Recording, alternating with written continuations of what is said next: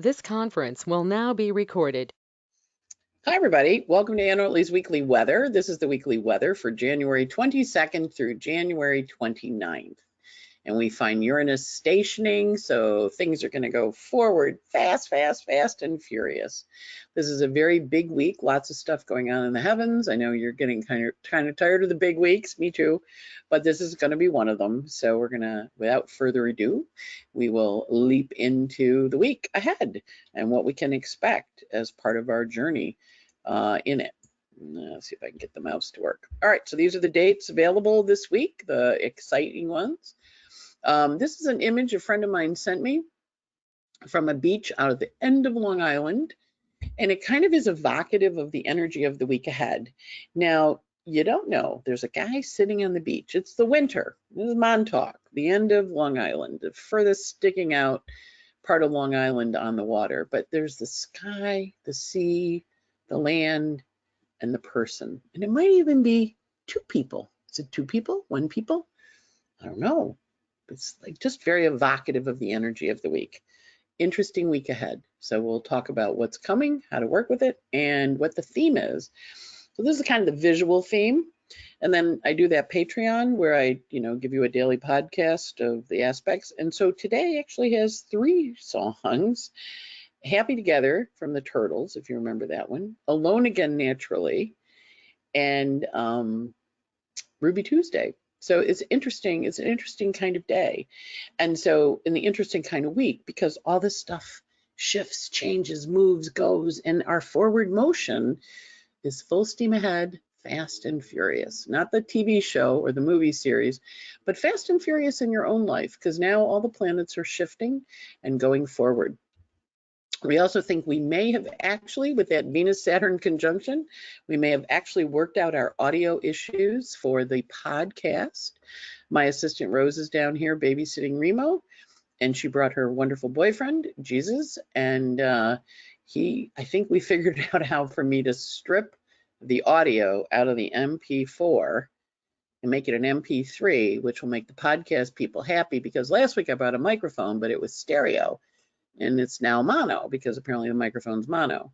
And there still was a lot of clicking and hissing. So hopefully we got the audio fixed out. We'll see. It's an adventure and a game, and we're trying again, Mars and Gemini, another approach. But anyway, we figured out how to strip the audio out.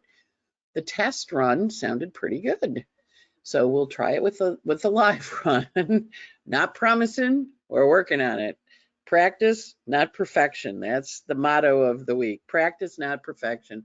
And when in doubt, try again, because that damn Mars and Gemini is still out of bounds, and he still makes us do things twice. So when we look, first up today on January 22nd is the Venus-Saturn conjunction. Now, Venus and Saturn meet once a year. For the last 5 years, Saturn has been in his favorite signs, Capricorn and Aquarius. So Venus has been very serious-minded when she meets up with him. And this is her last hurrah. And then she's going to say bye, Saturn, and she's not going to see him in a Saturnian sign for 26 years. So Venus is really working with the energy with Saturn, and she's ending things. Remember, conjunctions end things and begin new stories. So there's an ending and done, finished, and then there's a new beginning, starting, going. So we're going to watch for that conjunction. It takes place at 5:12 p.m. in Washington. Adjust for your chart. It takes place at 24 Aquarius. And so that conjunction kind of gives us a juicy energy. If we look at the energy blend for the day, we can see not a lot of water, not a lot of feeling, emotion feeling, a lot of intellectual stuff, high air energy, high fire energy, and very stubborn with all that fixed. So when we're working with a low water day, what often happens is people feel very emotional, because we're missing the element of water, and they seek it out somehow, or they try and create it, or they're very detached and cold.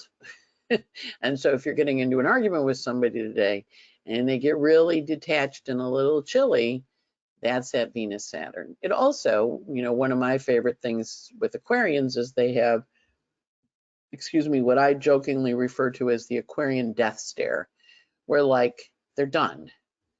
And when they're done, and there's no redemption. And you kind of go, wow, those Aquarians are tough. Remember, the CIA recruits Aquarians. This is the sign that they recruit, because they can do this little chilly, I'm done with you. And Aquarian planets can. So today with Venus and Saturn meeting up and the sun and moon in Aquarius, got a lot of Aquarius. So this is the I'm done. And so we'll watch what this happens, because Venus-Saturn is an I'm done aspect, but it's done because of a reason. And a lot of times the person will say, well, you know, I've done much worse. And you go, I know, but I'm done now. And so that Venus and Saturn conjunction is very strong. Next up, busy day on Sunday. The next up is the Vesta-Neptune conjunction. So the Vesta-Neptune union is a lot about the new beginnings, the new ideas. And remember, Neptune is back where he was on April 12th when he met up with Jupiter. And the two of them are very much about, okay, what's the dream that we're working on? What's the vision we're trying to go forward to? What's inspiring us? What's helping us think about new things? And notice that Jupiter is right there with Juno, partnering. That's the happy together. The turtle song, happy together. Remember that one? You and me and you. So that energy of that Jupiter and Venus is like, or Jupiter and Juno is like, okay, we're partnering, and we're partnering to go create something that the Neptune Vesta wants. So it's interesting energy in terms of how the two of them work. That's going to be on Monday. And so we have this sudden unexpected change and shift in how things work. And then I somehow screwed this up. We also have back on Sunday, there we go, Mercury retrograde, Mars retrograde, Uranus direct. Uranus said, oh, I'm going to go behind the Vesta Neptune. But the Juno Jupiter here, the Jupiter Juno meetup today, which is the partnership energy, the happy together song, and then the Uranus stationing right there. Now he's stationing on a world point. And when the big guy stops in a world point, we can anticipate really big news, big changes. And he's been lurking at this point really all fall. So there's a lot of energy. It's kind of like, think of all the dumps of information we've gotten, you know, and you're just kind of like, can it stop? Can it stop? They just keep dropping all this stuff. There's a 600-page, 800-page January 6th report. There's pages of testimony. There's Trump's tax returns. There's DeSantos's lies. I mean, you know, and then on the other hand, there's Biden's tax documents. And now they found some more tax documents. So it's Uranus. And when Uranus is busy causing trouble, man, he just loves to stir the pot, get everybody all excited, get everybody going, bah, bah, bah, bah, bah, bah, because he stopped. So also all the gruesome dismemberment stories we've had in the news lately about people, you know, chopping up their spouses and Googling, how do I dispose of a body? That's that Uranus on a world point too. This is not necessarily information we need to have. This is also the guy, you know, that killed the people, the students, the 4 students out in Moscow. It's very Uranian, and of course it's unpredictable. It's a little shocking, and you're kind of like, wow, I don't know that I needed to know that, because sometimes when that happens, you get an image that you really can't forget. And so Uranus stationing direct. It also sometimes is earthquakes, and so the 5 days before, which it stations on Sunday, and the 5 days after, bubbly, active, moving, changing. But Uranus is turning direct, which means if you look around the circle here, all the outer planets are direct now, which means full steam ahead. Fast, fast, go, go. Now Mercury and Uranus, or Mercury and Mars rather here, these two guys are still in a quincunx, which is an adjusting energy. So the two of them are not necessarily happy, but they are in mutual reception. So Mercury can turn into Gemini, and Mars can turn into Capricorn and be exalted. So this is one of those, like you run into a situation and it goes boom, and you're like, all right, now what? Do it again. What again? Yep, do it again. Because the Gemini requires, demands you to do it a few times. The audio here from the podcast, Mercury quincunx, we'll see if it works. But we also know that, okay, well, we keep trying, you know, I listen to complaints. You write me a complaint, I try and make it better if I can. And I finally worked out it was the fan, you know, because the microphone is so sensitive, it was picking up the fan noise. I'm like, I don't understand. Oh, we're forward. Uranus is direct. Off we go.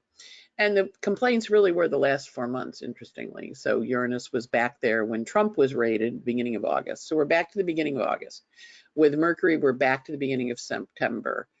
Or with Mars, we're back to the beginning of September. With Mercury, we're back to the December 12th. So that all the stories are now kind of wrapping up, moving together, getting ready to go forward. Theme being full steam ahead. You're done. You're ready to make commitments. You're ready to work on the dream. You're figured all this stuff out. You still have to wrap stuff up. You're not on your way yet, but you're wrapping up the vision and getting it in place, ready to roll. So, woo-ha. I'm so ready. I'm so ready for Mars to get into even Cancer, and I don't really like Mars and Cancer that much, but the Mercury stuff since the middle of August, Gemini is just, Mars and Gemini has been a trip. But it is in Capricorn, so it's practical, reliable, dependable. It wants to work it out. You just have to try again, and you will. So that's the energy also of the week. Try again.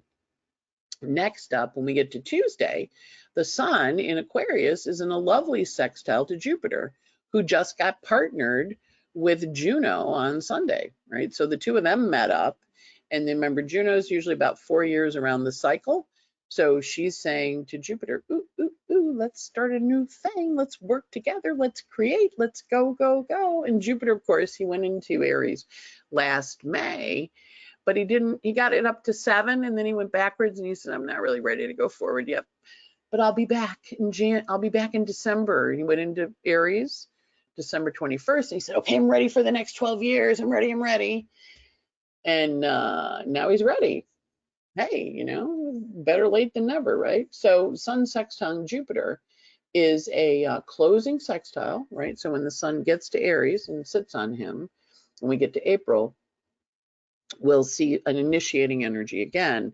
But the closing sextile is all the stuff I've been working on last year since May 30th, beginning of May. Now I'm ready to roll. I'm ready to put it out in the world. So I've got a few things I'm waiting on, tax status, for a nonprofit I'm involved with, just it's an energy forward motion. And so this should bring the stuff you've been working on since last May to the next step. So that's a nice energy for that Jupiter Sun sextile. And it also, because Jupiter and Juno are partnering, it can also be an introduction, right? Where Juno says to Jupiter, well, let me introduce you to my friend. And Jupiter goes, oh, okay. And then the sun comes along, because the sun is wanting to partner with Jupiter, wanting to partner with Juno and create things. And again, it's back to your dream in April of last year, where you were like, I think this is what I want to do for the next 13 years. Not clear yet what that looks like, but I'm getting clearer. Next, on Thursday, Venus enters Pisces, which is her favorite sign. She gets out of the air distraction,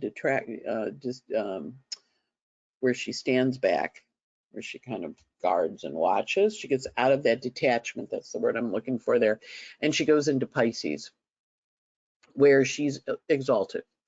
So Venus in Pisces is rose-colored glasses.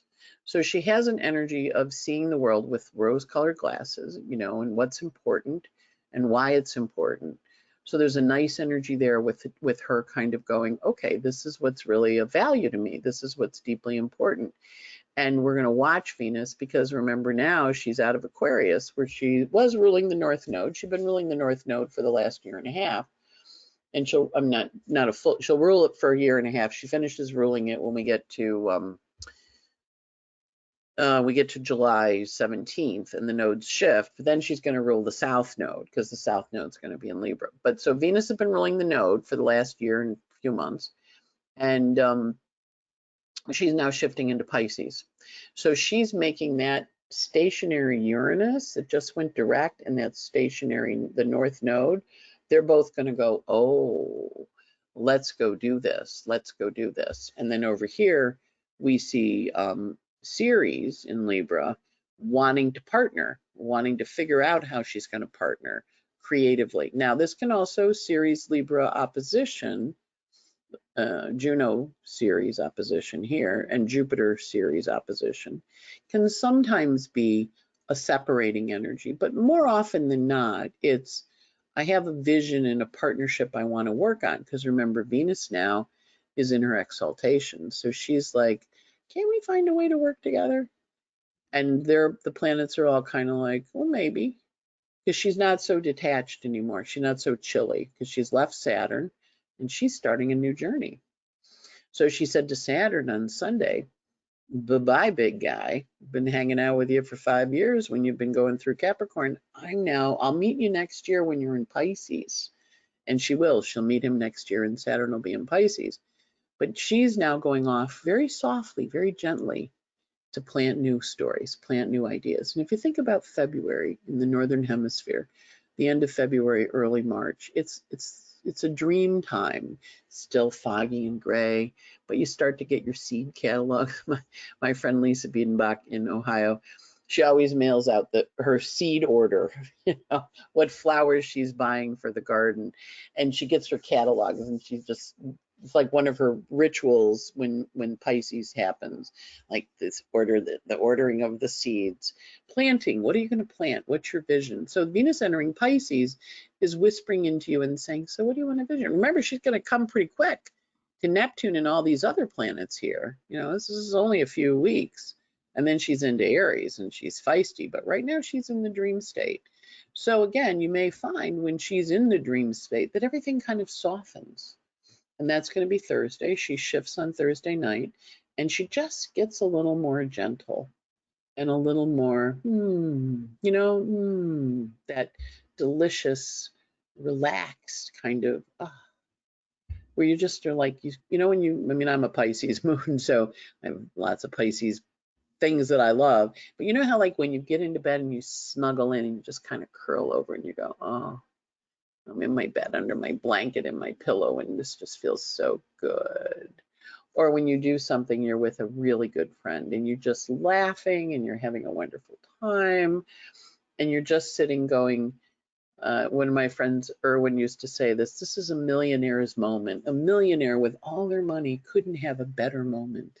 So as Venus enters Pisces on Thursday, we're going to feel the heavens soften up a little, which will be nice.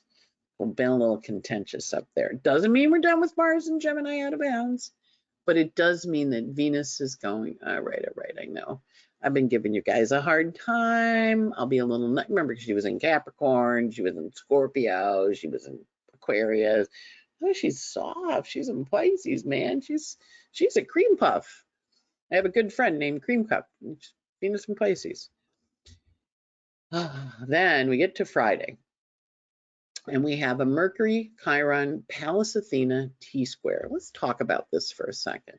We've been having Chiron in Aries, right, for a while, which is the wound about how to take action independently, because Aries wants to be independent, but how that can feel a little wounding. Think back to the picture at the beginning, the guy or the woman, or maybe a couple, that little thing on the beach there. Opposite.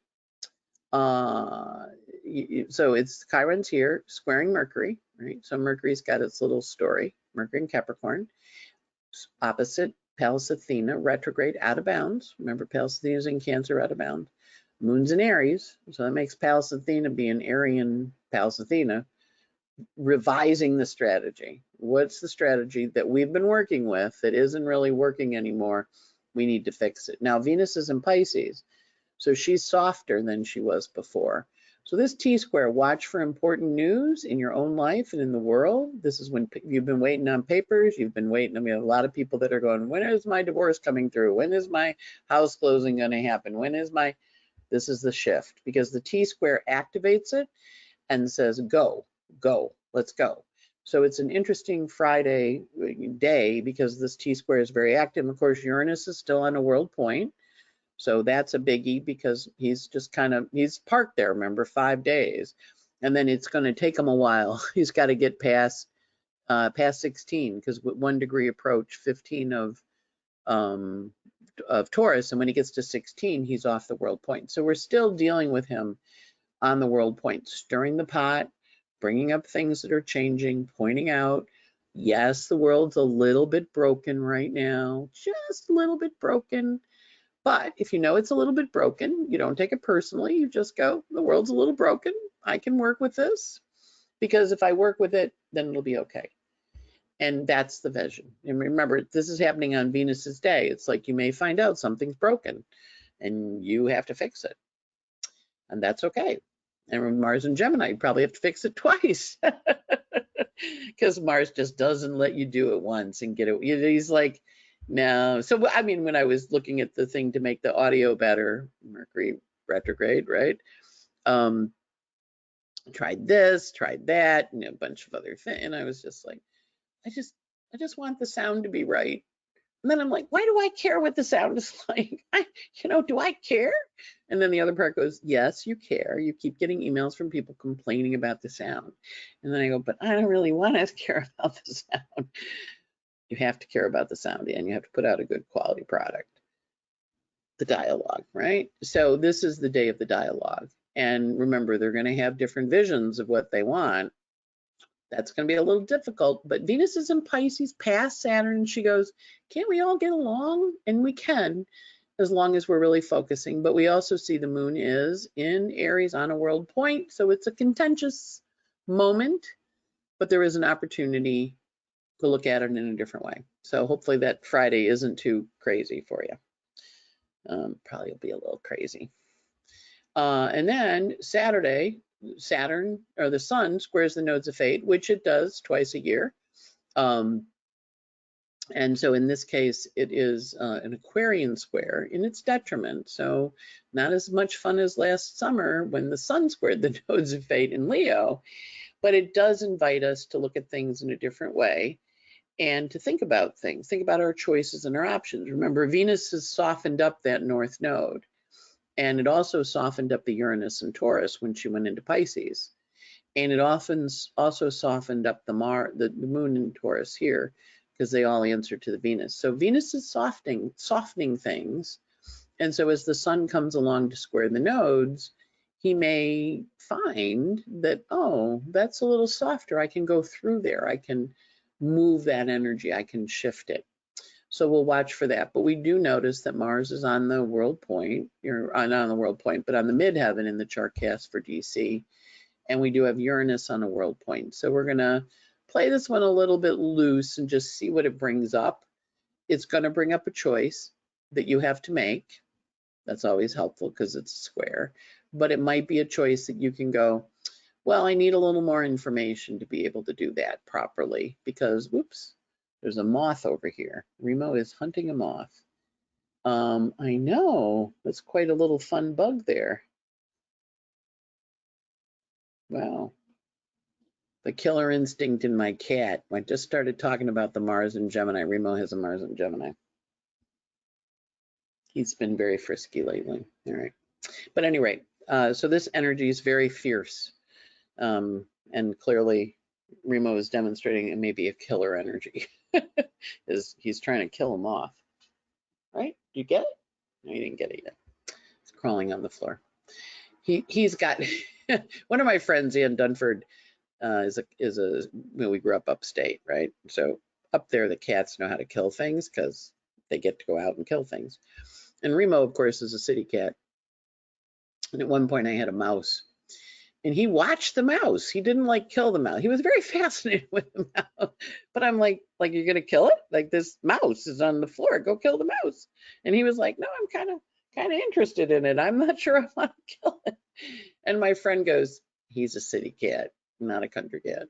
Doesn't know how to kill. He knows he's got the instincts, but he doesn't quite know how to kill it. So that's the energy with the sun square the nodes of fate, courtesy of my four-legged friend here. Then we have the sun trine Mars. Now this is always a fun one. Again, this happens once a year, or actually twice a year, but this is a disseminating trine as opposed to a arriving trine. And so this is air trine, grand trine in air. So we have this lovely grand trine in air, and it talks to this nice little series over here in Libra. So grand trines give us great ideas. And if we look, we don't see a lot of fire in the sky, but we do see a great amount of earth and a really large amount of air. So whatever these ideas are that this grand trine with the sun trining the Mars and also being in trine to Ceres, whatever that grand trine is, it's going to create something. So we want to watch what it creates, watch what it brings into energy. And also if we shoot over here, you can see the Jupiter and the Juno that just got married earlier in the week. They're forming a kite, right? So it's a little hard to see because there's so much stuff going on, but we see a grand trine in air, and then the top of the kite would be here. So that's where we're headed. We're partnering and heading off with this grand trine in Mars. We're disseminating information. We're sending those ideas out into the world to get them to make some form. And because of the high Earth energy, it'll make something happen. We also see, as this grand trine happens, we do see the moon squaring Saturn, moon in Taurus squaring Saturn, and saying, okay, take action, because she's squaring Saturn and saying time to act. So that's next Sunday when the sun trines Mars. And then also next Sunday, we have Mercury, the planet of ideas and communication and cool stuff. It's in a trine to Uranus. Now it's moved away from its argument with Mars, but now it's trining Uranus creatively, and also Uranus is on a world point. Again, we see the energy down here at the bottom, earth and air, a lot of ideas, lots of new directions, lots of things you want to build and grow. So there's a nice energy there in terms of how it works. When we look at the, Mercury trine Uranus is communication. Now remember, Mercury has been retrograde, right? So 1, 2, 3, this is his third trine, which is helpful because you've already had trine 1 and trine 2, which happened in, Mercury went into his shadow December 12th. And so boom, trine in December, and then boom, trine earlier when he was retrograde, and now trine direct. So this is a great time for pulling back memory, pulling back ideas, things that started to go and then seem to back off, now get to form and get concrete and solid, because Earth is coming in to help the air ground. So it's a very helpful aspect. I have a few clients who've had family members with some trauma or some problems, and the brain has been a bit affected. So this is a really good energy for healing. If you've been having brain fog from COVID, this is a great energy for healing the brain fog and helping it ground. So kind of watch this. It should be good news too, because Uranus is on a world point. And answering to an exalted Venus, right? That adds, because Uranus by itself, is good, but every time Venus changes, Uranus changes, right? Because he's in Taurus. So now Venus is exalted and happy in Pisces. So the two of them are working together. So the sun this week goes from 4 Aquarius to 10. And we talked about his aspects, particularly the trine to the Mars. And he also had the conjunction with Jupiter, the sextile with Jupiter and Juno, forming those partnerships earlier in the week. Because he was partnering with their marriage. Oh, we're going to do that. That sounds like fun. So this is also a good time if you're planning some kind of group thing or group trip or trying to get stuff off. In my case, we're going to be on the cruise. Good aspects for a cruise, learning astrology and other things too. Mercury this week runs from 9 Capricorn to 14, starting to speed up, still only going 5 degrees for the week. Normally he can get as big as fast as 3 degrees, 3 degrees a day, 2.5 degrees a day. So he's still moving pretty slow, but he does have the that big old T-square in the sky, which is choices. That's going to be the 27th.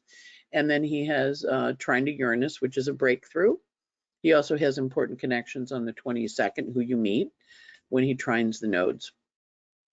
Venus this week shifts into Pisces. That's a big hoo-ha from her. She's taken from the sky and she's diving into the water, right? Diving into the ocean. So she goes from 23 Aquarius to 3 Pisces, and she shifts into Pisces on the 26th. She also has the conjunction with Saturn on the 22nd. And for the most part, she's happy this week. She does have some arguments with Saturn and some arguments with the nodes of fate, but they're by declination. So when it's a declination argument, it tends to be a little more internal. It's like, yeah, I think I need to stop doing that. Whether she acts on it this week remains to be seen, but she's thinking about it, right? Mars this week, not a lot going on with him. He runs from 8 Gemini to 9 Gemini. He does have a little argument with the goddess of discord on the 24th, but it's a semi-square. It's more of a spat, where they kind of growl and hiss at you. I always think of that, that Mars semi-square is kind of like, And you're like, whoa, you're hissing at me, are you? And not like punching, it's just growling, you know, a little growl. And it's a fun aspect. I had this one time with a client. I was talking to them, and they'd gotten whatever, and they were having trouble. And I said, well, you know, you can kind of growl at them. And they went, growl at them. I'm like, yeah, just go under your breath. See what they do. So that's that energy. So when in doubt this week, you can employ a growl to get your point across. Jupiter marrying Juno, that happens on the 22nd. New partnerships, new relationships, new connections, always fun. And that's the Uranus station. They're not moving very quickly. Vesta is moving from, and they're all moving slow. Vesta's at 23, kind of poking along. So those are the aspects. Beginning of the week, we just had the new moon yesterday. It is the year of the rabbit, the water rabbit.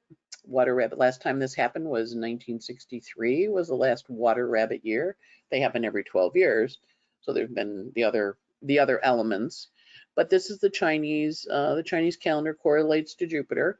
So the water rabbit is a very sensitive, kind, loving little rabbit.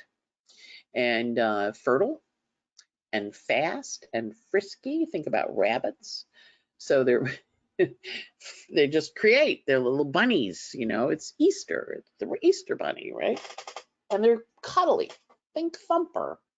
Think, you know, rabbits. I remember at one point I was visiting friends in California with my sister, and we went out to, I believe it was an Ethiopian restaurant. And we were sitting on the floor eating, you know, out of a big tray. And they'd sent the card back because the chef had been a waiter at another restaurant they used to go to. So they sent a card because he'd given them a card because he was opening a new restaurant. So we go there and we're eating this food. And my sister's a very fussy eater. My mother used to try out recipes on us as children. And as my sister would be like, it's looking at me, you know, I'm not eating that. So we're eating this food. It was really pretty, very, very good. Like, you know, all this stuff came out, right? And so the chef comes out at the end of the meal and he goes, so, you know, you like, you know, like this, you like that, you like the bunny. So we go, what? He goes, you know, the bunny, hop, hop, hop, hop, the bunny. And it, you know, it kind of looked like a chicken, but it was a weird looking chicken because it was a bunny. My sister, I swear to God, I thought she was going to faint at the table. She was just like, oh my God, I ate Thumper, because we had a rabbit named Thumper. Yeah. So it is the year of the water bunny. Frisky, fun, and rabbit is good. I just want to say we ate Thumper. Well, we ate Thumper's friend in that restaurant many years ago, Ethiopian restaurant in San Francisco. It was beautiful. So, but yeah, whenever I see the year of the bunny, I always think a little Thumper and hop, hop, hop, the bunny, hop, hop, hop, hop. Yeah, it was a visual. You had to be there. At any rate, so this week, the new moon, year of the rabbit, water rabbit. Today, the moon is in Pisces, or is in Aquarius. It's in Aquarius. It goes void Monday morning at 5:19 with a lovely conjunction to Venus, the goddess of love and beauty. And then around 12:36 on Monday, the moon goes into Pisces, and it'll be in Pisces Monday afternoon. Remember, these are East Coast times, all day Tuesday. It goes void at 11:12 a.m. on Wednesday. And it will be void, and it goes void with a lovely little sextile to Pluto. So those are the days to do your ritual for your new moon. Today, tomorrow. Hi, yeah, did you eat the bug? Wednesday. And then Wednesday, the moon goes into Aries, and it'll be in Wednesday afternoon, Wednesday night. It'll be there Thursday. It'll be there Friday, going void at 4:01 with a square to Pluto. So that's a little more testy. It's an opening square, moon in Aries square Pluto. It's a little impatient. And, you know, we don't really like rituals on square moons because they tend to end things. I mean, if you want to get rid of something, that's when you do the ritual for that new moon. And then the moon goes into Taurus on the 27th, Friday at 6:27. And then Saturday, the 28th, it will be in Taurus. And then the 29th, it'll be in Taurus, going void at 12:52 a.m. on the 30th. And it goes void with a lovely trine to Pluto. So the back half of the week is really lovely too. And so those are the energies of the moon. We also say that contentious days, not a lot of contentious days this week, a lot of activity. If there's a contentious day, it probably will be Monday when the moon meets both Saturn and Venus, when the moon in Aquarius meets up with Venus and Saturn. And so there's a real, that picture I showed at the beginning of the person at Montauk kind of just there alone. That would be the energy. But the rest of the week, basically very nice aspects, nothing particularly difficult, not a lot of difficult days, just a lot of movement forward, fast, go kind of energy. So hopefully that gives you some idea about how to work with the week. And just remember, full steam ahead. You still have to do everything twice because Mars is out of bounds in Gemini, but all the planets are moving forward. So with that in mind, we really get some progress done. We get some stuff out the door, off into the world and creative. We can still buy the intentions for 2023, the year ahead format, and that sheet I opened with at the top is an example of one of the month of January, the dates in January. It lets you do 2 hours and 121 slides, which includes an overview of the year ahead, changes of Jupiter into Taurus, Saturn into Pisces, Pluto into Aquarius, and the nodes of fate into Aries and Libra. All the planet ingresses, all the stations and retrogrades, discussion of the Venus star point that's going to take place in August, new and full moons, a month-by-month analysis, and pages of important dates so you can mark your calendar, as well as where they're going to show up in your chart and what it means. Available for $35. New moon webinars, we just did one this week. It was recorded on Friday. It's available on my website. I'm going to be going to, in March 11th, I'm going to be going to the NCGR Florida chapter. It'll be a hybrid, so you can be in person or online. And we're going to talk about Saturn and Pisces and Pluto and Aquarius. You can sign up on their website for it. We're also going to have an OPA conference. I'm one of the speakers there, Time for Technique, April 21st through the 23rd, with excellent astrologers teaching you techniques to add to your tool bag. We also have NORWAC, a lovely conference hosted by Lauren Nalbandian, the 39th year. Her mom started it, and it's out in Seattle. So feel free to join us. That will also be a hybrid event, so you can also watch it from your living room couch. And then last but not least, the Astrology, Consciousness, and the Great Shift in Rhinebeck that week of 4th of July, the 30th, the 1st and the 2nd.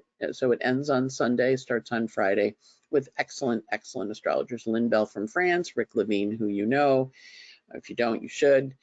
Rachel Lang, who's lovely and excellent astrologer, and then of course, none other than famous Maurice Fernandez. So that'll be fun. So hopefully that gives you ideas of how to work with the year ahead. A couple of stars. Feel free to sign up. You get a daily podcast and lately a song, because the Neptune is just making me wild. And then a list of the aspects that also go out on Twitter. So with that in mind, wishing you a great week. And let's see how the podcast people like the audio. Hopefully a lot. Take care and have a good one. Bye.